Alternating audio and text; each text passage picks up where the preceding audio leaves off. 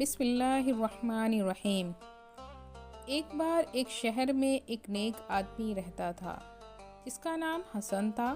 حسن اپنی سادگی اور اخلاق کی وجہ سے لوگوں میں بہت مقبول تھا۔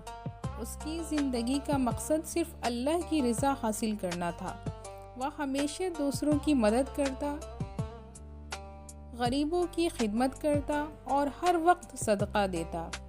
ایک دن حسن اپنے دوست علی کے ساتھ مل کر ایک درخت کے نیچے بیٹھ کر گفتگو شروع کی۔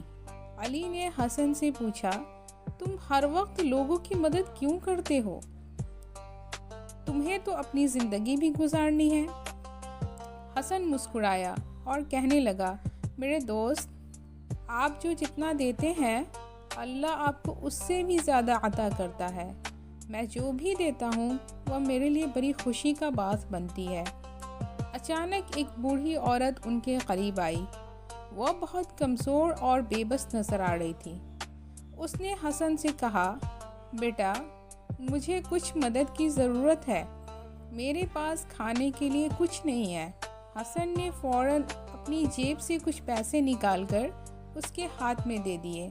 اس عورت کی آنکھ میں آنسو تھے اور وہ حسن کے لیے دعا کرنے لگی۔ چند دن بعد شہر میں قحط پڑ گیا۔ لوگ پانی اور کھانے کی کمی میں مبتلا ہو گئے۔ حسن نے اپنے گھر میں موجود خوراک کو تمام ضرورت مندوں میں تقسیم کرنے کا فیصلہ کیا۔